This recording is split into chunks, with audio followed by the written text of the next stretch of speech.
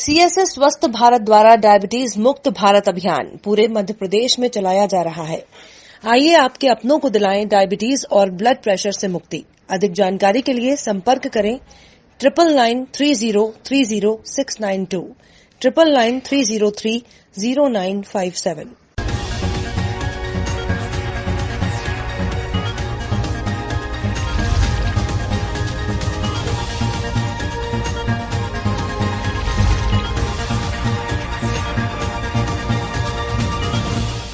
नमस्कार, आप देख रहे हैं स्टेट टुडे न्यूज और मैं हूं आपके साथ हर्षिता मिश्रा। ये बढ़ते हैं कुछ खास खबरों की ओर। पत्रकार नूतन गिरी पर झूठे आरोप लगाए गए।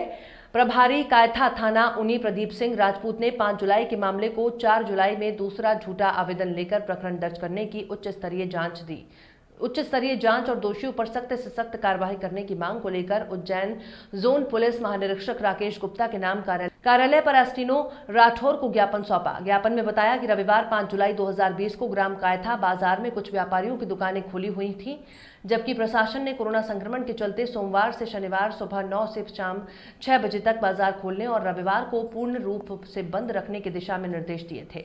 रविवार 5 जुलाई को बाजार की दुकानें खुली होने पर पत्रकार नूतन गिरी द्वारा फोटो और वीडियो लिए गए थे। मामले में व्यापारियों ने समाचार न छापने को लेकर पत्रकार गिरी को धमकी देते हुए उल्टे कायथा थाने पर एसडीएम के नाम हफ्ता वसूली करने का झूठा आरोप लगाते हुए आवेदन दिया था। मामले को लेकर आज आप ज्ञापन देने पहुंचे हैं, क्या है पूरा मामला? ये है कि हम लोग कायथा थाने में शनिवार को मेरे खिलाफ एक ज्ञापन दिया गया था। उस ज्ञापन में उन लोगों ने अनभिज्ञ की जानकारी दी थी। दुकान जब रविवार को खुली हुई थी तो रविवार को मैं उसका कवरेज करने गया था। मैं एक पत्रकार हूँ, उस नाते मैं वहाँ कवरेज करने गया था। वहाँ के व्यापारियों की दुकान खुली हुई थी। जब मैं कवरेज करने गया तो वहाँ के व्यापारियों ने मुझे मना किया गया कि भाई आपने फ़ोटो वीडियो क्यों खींचे, जबकि मैंने ऐसा कुछ नहीं कहा था, ऐसा कुछ वीडियो फ़ोटो कुछ नहीं लिया था फुटेज। इसके बाद भी फिर बाद में आके मेरे को राहुल राठौर द्वारा चमकाया गया, जान से मारने की धमकी दी गई। तो भाई ये क्या है, आप लोग क्यों कर रहे हैं यहाँ पे? मैंने ऐसा कुछ भी नहीं किया था। फिर एक दबाव बनाकर मेरे ऊपर एफआईआर करवाई गई थी। राजनीतिक संरक्षण में मेरे ऊपर एफआईआर कराई गई। एफआईआर हुई मेरे ऊपर बगैर जाँच बगैर उसके कुछ भी प्रदीप सिंह राजपूत द्वारा मेरे ऊपर एफआईआर की गई दबाव में। यार हमको दबाव है, ऊपर से हमको एफआईआर करनी पड़ेगी और मेरे बगैर पूछे ताछे मेरे ऊपर एफआईआर की गई। क्या नाम है आपका? नूतन गिरी गोस्वामी। कौन सा चैनल देखते हैं? अनादि। खितौली क्षेत्र अंतर्गत आने वाले समस्त ग्रामों के किसानों को इस समय भीषण बिजली कटौती का सामना करना पड़ रहा है। शासन द्वारा किसानों को अलग से दी जाने वाली बिजली में कटौती की जा रही है, जिससे किसानों को धान का रोपा लगाने में भारी दिक्कतों का सामना करना पड़ रहा है। किसानों का कहना है कि अगर इसी तरह बिजली की कटौती जारी रही तो हमारे धान की फसल पूरी तरह से चौपट हो जाएगी। हम बिजली के ऊपर इतना आश्रित हैं कि उसी के द्वारा सिंचाई कर पा रहे हैं। इन परिस्थिति में धान की फसल को लेकर किसानों के चेहरे पर चिंता स्पष्ट देखी जा सकती है। किसानों का कहना है कि अगर इसी तरह से बिजली कटौती जारी रही तो हमें रोड पर उतरकर धरना आंदोलन प्रदर्शन करना पड़ेगा। हम सभी किसान मुख्यमंत्री जी से निवेदन करते हैं कि 8 घंटे की जगह बिजली और भी बढ़ाकर दी जाए ताकि हमारी फसल सूखने ना पाए और खेती भी समय से हो जाए। क्या समस्या है? बोलो। हाँ भाई लाइट नहीं जाती भाई। कौन सी लाइट? ये 12 बजे वाली। किसानों की घरेलू? किसानों खेत वाली। कब से? अरे रात से नहीं गए। तो उससे क्या दिक्कत हो रही है आपको? किसान को रोपा नहीं लग रहा, सब खेत में सूख गया, लेबर लौट गई। कहाँ के हैं? हम बरवाही के हैं, खितौली के हैं। क्या नाम लिखते हैं? अच्छे लाल। आप लोगों को भी कोई समस्या है? बोला ना, लाइट की समस्या है। आप कहाँ के हैं? खितौली के। क्या नाम है? नाम बता ना। अपना नाम बताइए। दिलाता क्या है तो? अपना नाम बताइए। लोकनाथ। अच्छा, आपको भी समस्या है लाइट से? जी सर। आप सब लोग किसान हैं क्या? हाँ किसान है भाई, अब लाइट बिना मर जाएंगे भाई।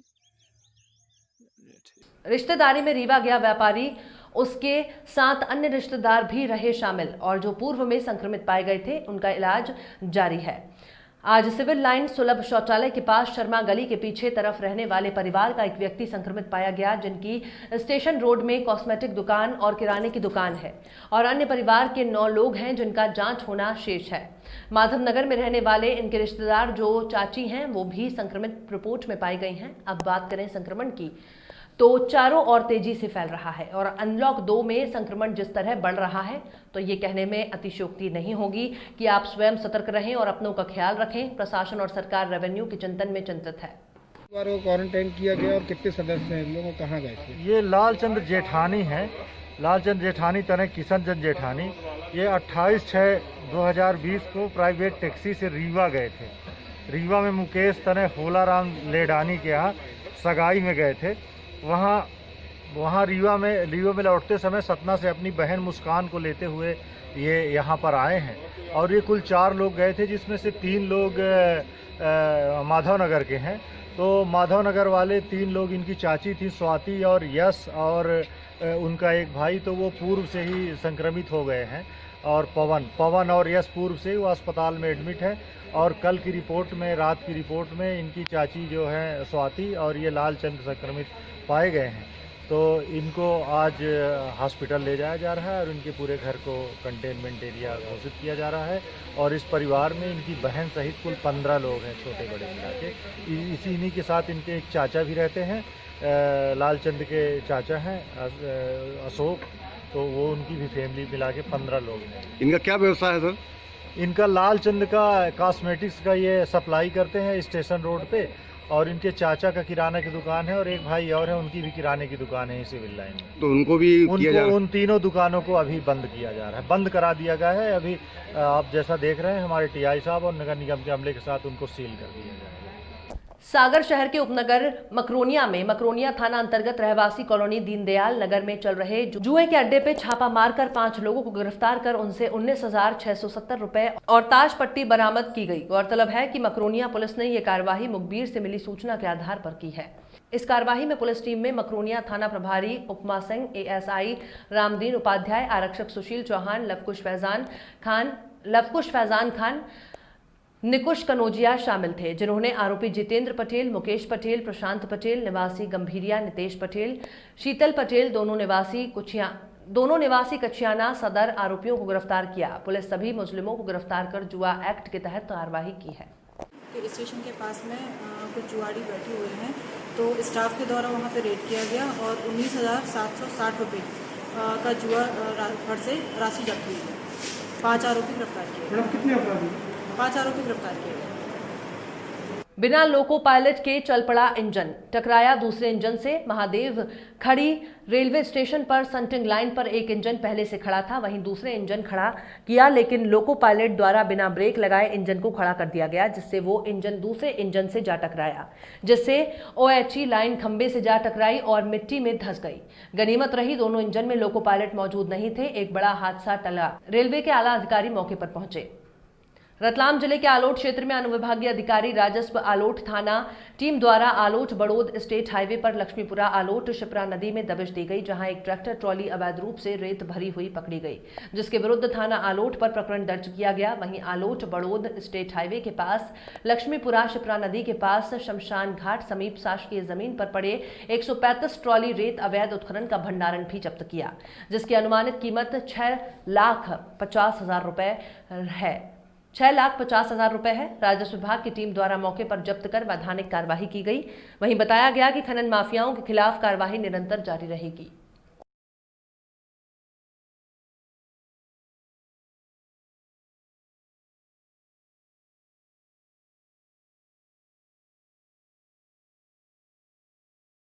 भारतीय जनता पार्टी के द्वारा प्रेस जिला अध्यक्ष रामरतन पायल द्वारा मध्य प्रदेश के 100 दिन के कार्यकाल का बखूबी बखान किया गया, जिसमें कि उन्होंने 2 साल के कार्यकाल भारतवर्ष के नरेंद्र मोदी द्वारा बखान किया गया। भारत को आत्मनिर्भर भारत अभियोजना के तहत MSMI के कल्याण के लिए 16 योजना लागू की गई है। वहीं दूसरी ओर गरीब, दलितों, श्रमिकों और किसानों के लिए भी कई कदम उठाए जा रहे हैं, जिसमें हर क्षेत्र में विकास की एक नई कहानी लिखी जा रही है। प्रधानमंत्री आदरणीय नरेंद्र मोदी जी के कुशल नेतृत्व में आत्मनिर्भर भारत अभियान में केवल कोविड-19 महामारी संकट से लड़ने में महत्वपूर्ण भूमिका अदा की, बल्कि एक आधुनिक भारत की पहचान भी आत्मनिर्भर भारत बन रहा है। और कोविड-19 के समय आत्मनिर्भर भारत बनाने के लिए प्रधानमंत्री जी ने बहुत फैसले किए, जिसमें उठाए गए कदम की अपडेट मैंने आपको सब बता दिया है। उद्योगों के लिए, किसानों के लिए, मजदूरों के लिए, प्रवासी मजदूरों के लिए, हर वर्ग के लिए, लाभ के लिए उन्होंने सब योजनाएं बनाई हैं और हमें पूरी उम्मीद है कि इससे आने वाले समय में भारत आत्मनिर्भर होगा। रक्षा क्षेत्र में बहुत से ऐसे सौदे हुए हैं जिससे कि भारत को आत्मनिर्भर बनाने में तो हमारे देश में उनका उपकरणों का निर्माण होगा। इस टाइप से हमारे आत्मनिर्भर भारत बनाने के लिए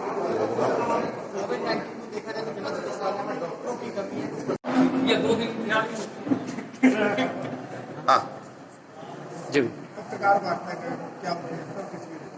आज हम सब जानते हैं कि पूरा विश्व कोरोना नाम की एक महामारी, एक बड़ी बीमारी से जूझ रहा है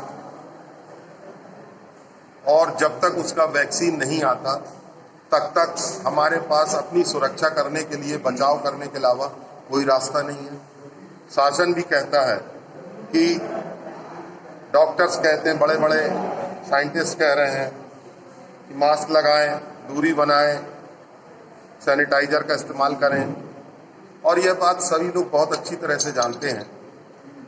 इस कोरोना महामारी का सबसे ज्यादा असर मध्यम वर्गीय और गरीब लोगों पर पड़ा है क्योंकि इस बीमारी के फैलने का जो तरीका है उससे बचाव के लिए श्रमिकों ने अपनी जगह छोड़ी, अपने घर वापस आए, लोगों की दुकानें बंद हुई, लोग मार्केट कम कर रहे हैं, कपड़े कम खरीद रहे हैं। शादी ब्याह का जो मौसम था, शादी ब्याह की जो आयोजन होने थे उस संख्या सिमट कर 50 पे रह गई।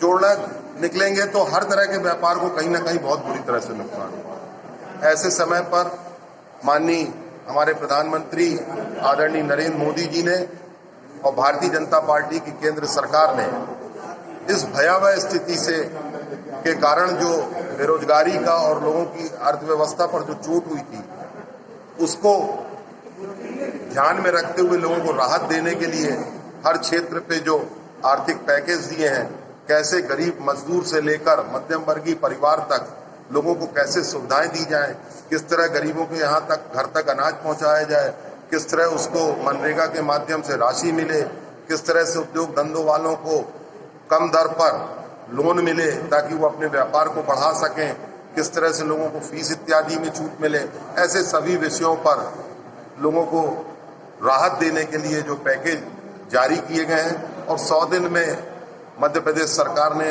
उस दौरान क्या काम किए हैं इसके संबंध में आज सारा विवरण आप लोग के समक्ष प्रस्तुत किया गया।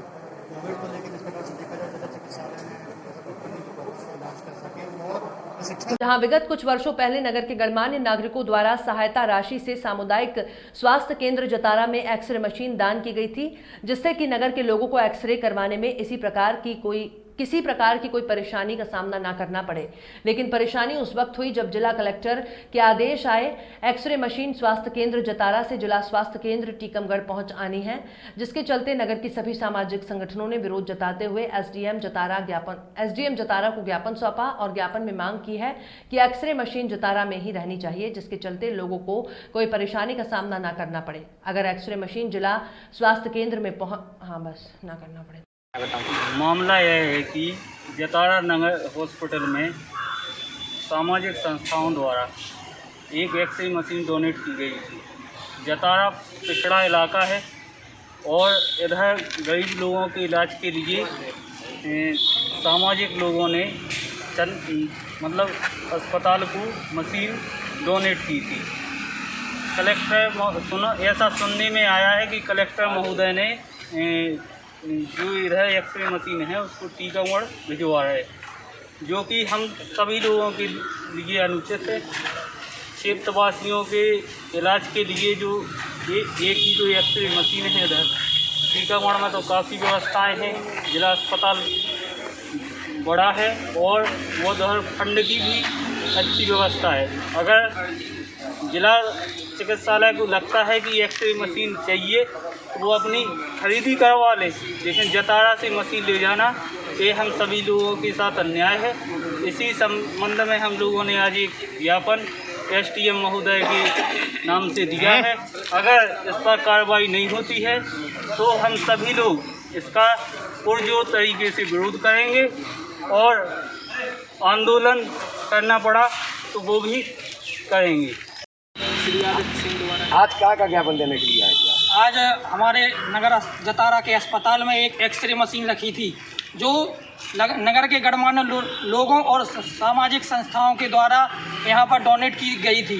उसका आदेश आया है कि उसे टीकमगढ़ स्थानांतरित किया जा रहा है, जिसका विरोध करने के लिए हम लोग आए थे, क्योंकि वो शासकीय जतारा में अस्पताल में मरीजों के लिए स्थापित की गई थी।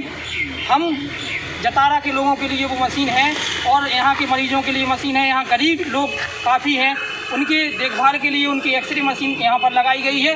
उसका विरोध करने के लिए हम लोग यहाँ पर आए हैं।